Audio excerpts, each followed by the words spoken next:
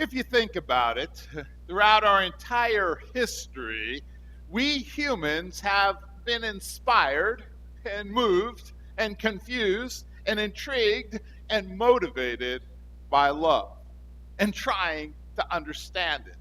Maybe that says something about us.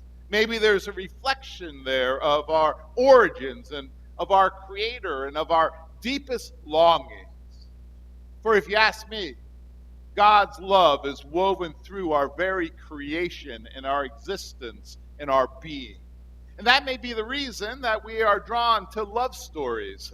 Romeo and Juliet and Cleopatra and Mark Antony and Lancelot and Guinevere and Napoleon and Josephine, Scarlett O'Hara and Rhett Butler, Pocahontas and John Smith, Jacob and Rachel. The list of love stories that intrigue and inspire us go on and on and on. But have you ever thought about the story of Mary and Joseph as a love story? I mean, sure, you know the Christmas story, but think about it. Mary and Joseph, a love story. Really? Absolutely. Imagine with me and place yourself back in the ancient dusty days of Israel under the Roman Empire. In a small village called Nazareth lives a craftsman by the name of Joseph. The Bible does not denote his specific craft, but tradition has it that he was a carpenter. He has a noble ancestry. He's distantly related to King David himself, but he lives a humble life, working with his hands as a craftsman. He probably learned to build things from his father, who was probably a craftsman before him. Some scholars think that Joseph grew up in Bethlehem, but at some point moved to Nazareth, about 70 miles north as the crow flies. Most likely this was so that he could begin his own carpentry business. Maybe he had relatives there. Maybe the town simply needed a new, good carpenter. We don't know for sure, but we can speculate that Joseph had probably been working long enough to establish himself as an honorable and fairly successful businessman. And that would have made him an eligible bachelor who was ready to marry and establish his own family. Now, the younger girls of the village are more likely their fathers, who would have noticed Joseph's talent. You have to remember that the Jewish marriage customs of the day were quite different from ours. They followed clearly defined legal guidelines and took place in 3 stages. There was the contract, there was the consummation, and then the celebration. Now, American couples, they would begin with dating, but not Jewish couples. First, Mary's father would have gone to Joseph to propose and to arrange the marriage. A cash price or a dowry would be set that Joseph would pay to Mary's family, and maybe along with some gifts, and then a contract called a ketubah would be signed. The contract, signed only by the husband, would state his obligation to provide his wife the necessities for living a good life, and also that he will pay a specific amount of cash in the case of a divorce. Kind of sounds like a prenuptial to me. Thus, the content of the ketubah essentially dictates security and protection for the woman and her rights in the marriage. Now, this may sound odd to Americans at this point, but Joseph and Mary, at that point, when he signed the contract, he signed on the dotted line, they were married 100%. He was her husband, and she was his wife. Then the couple would get to know each other more. It's like the dating stage that Americans go through, minus the dinner and a movie outings. Mary would still live with her family, and at some point in the future, maybe a year, maybe years, depending on the bride's age or other factors, Joseph would lead a procession of his friends to Mary's house, where she would be waiting with a group of her friends. And then while everyone waited outside the house, the couple would consummate their marriage. This stage 2, this is called the stage 2 of the marriage, was called the chuppah. And then everyone would get together and have a marriage feast to celebrate the final stage of the process. Now, this process is very different from what we Americans expect. It probably sounds to some of us as quite awkward. And you're probably also thinking, how unromantic. Maybe it was, but not so fast. Just because the culture and traditions of those ancient days look different doesn't mean that there wasn't a deep love flowing between this historic couple and possibly even some romance. I mean, use your imagination. The Bible doesn't fill in all these details, but maybe Mary and Joseph's story went a little bit like this. Mary was certainly younger than Joseph. Tradition suggests that she was probably a young teenager. And in that day, that was a marriageable age. And the options and opportunities of her life's path would have depended greatly on her marriage and family life. Because Nazareth was a small town, Mary would have known who Joseph was. And because of his trade, he was rugged and strong and certainly knew how to build things. Certainly his forearms would be chiseled and his hands rough. And from the little bits that we're told about Joseph in the Bible, he seems to be an even-keeled, confident, and kind man. Father, do you know Joseph the carpenter? Mary might have hinted to her father. Mary's mother could have made a suggestion as well. That Joseph, he just seems to be a good, kind, and honorable guy. He would make a good husband for our Mary. And for his part, Joseph would have known the young women of the village. Their fathers were his customers. He would have built furniture for their homes. He would have crafted yokes and plows and shovels for their farms, wheels for their carts. He listened as they talked about their families. He knew who was kind and who was fair and who was honest in business and in family and in social life. And maybe, just maybe, there were several local girls or families with their eye on Joseph as marriage material. Human hearts and emotions have been the same throughout history, no matter how formal or how different the social mores and relational customs. Have you seen Mary? Joseph might have said to one of his friends. Her eyes sparkle like the sun on the Sea of Galilee. I saw Joseph laughing with the little children, watching outside his workshop, Mary might have said to her sister or to a friend. Oh, his voice is like music to my ears. And eventually this young couple was married. Excitement and nervousness must have filled them as the contract was signed. What are we getting into? And who exactly is this person with whom I will spend the rest of my life? Could it be that Joseph carved little wooden gifts for Mary? Maybe a flower to reflect her beauty, or a bird because her grace reminded him of the birds freely flying through the air. Or perhaps a small box with a very precious and valuable metal clasp where she could store her small treasures. See, Mary might have liked to watch Joseph work, shaping and creating in his workshop where they could talk and laugh and share moments together. She might have baked and brought him special breads and cakes that she knew were his favorites. And he certainly would have joined Mary's family for meals and celebrations and religious festivals, sharing life with them and all of the daily twists and turns. And with each day that passed, this young couple learned more about each other, what made each other laugh, how they could handle challenges, how they could work through disagreements, the strengths of their personalities that shone in the imperfections where they failed, their hopes and fears and dreams for the future, how many children they hoped to have one day, what kind of home Joseph could build for Mary and the family. And each day that passed, Mary and Joseph, they chose love, and that love continued to deepen and to grow. So imagine the emotional bombshell that went off when Joseph heard the news. How could you, Mary? How could you do this to me? How could you do this to us? I thought you loved me. I thought you knew I loved you. We were doing this the right way, the legal way, the righteous way, honoring God, honoring our families, each other, and now this.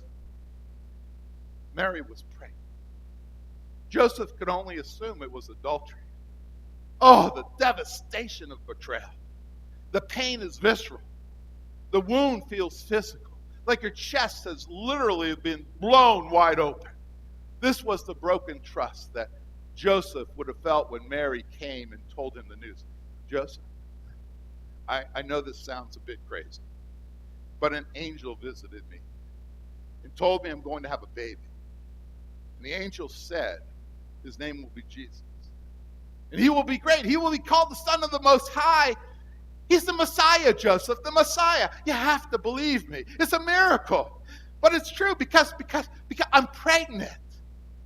Now maybe Joseph tried to listen. An angel, a miracle, the Messiah. But all he heard was pregnant, pregnant, pregnant, pregnant, pregnant. Everybody knows there's only one way to get pregnant, and Joseph knew he had not been involved. Everyone would have known he had not been involved because stage 2 of the process that I explained earlier had not taken place. From all outward appearances, the people in the village would conclude he had dishonored Mary and her family and all he held to be true. And if he had, he too would be a disgrace. This was all too much for Joseph. Maybe he walked away in silence, broken and speechless. Maybe he shouted and he stormed and sent Mary away in tears. Things most likely did not go smoothly. Maybe this was part of why Mary went and spent those months with her relative Elizabeth away from her village in the hill country of Judea. It would buy time for Mary's family to figure out what to do. How would people ever believe this story?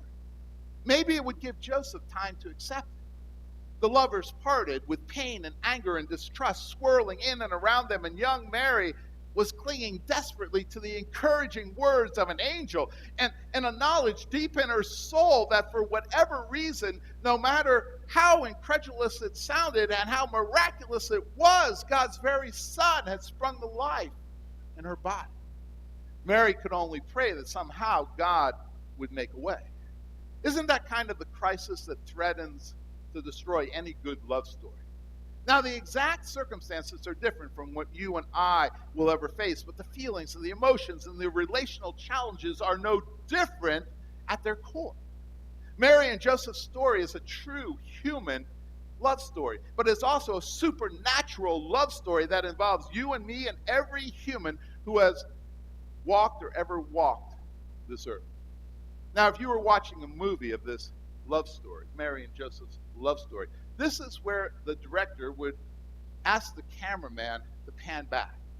Drifting out of that drab and dusty Galilean village, seeing a wider and wider vision about the ancient landscape and the geographic formations we recognize as continents and oceans, and farther above this great blue ball of Earth, and still farther beyond the solar system and the Milky Way galaxy, and somehow wider still through the limits of the entire universe and space and light and time, until finally there's somewhere there beyond the limits of all physics to bind our creation together. There's only a presence, a supernatural, infinite presence that John, earlier as we read, referred to as love. Remember? God is love. So we have come to know and to believe the love that God has for us. God is love, and whoever abides in love abides in God, and God abides in him or her. This is the nature of our God, love in its purest form. Love was there at the center of God's creative forces that made the universe and formed people in his image to be in relationship with God. Love was there even when the world fell into sin and rebellion, and despite the catastrophic consequences of humanity's fall. Love was there in shepherding Adam and Eve and their family into this altered world. Even then, love was making a way to restore all that had been lost. Love forged a covenant with Abraham and Isaac and Jacob. Love continually led the Israelites through relocation and resettlement, through triumph and imprisonment and exile.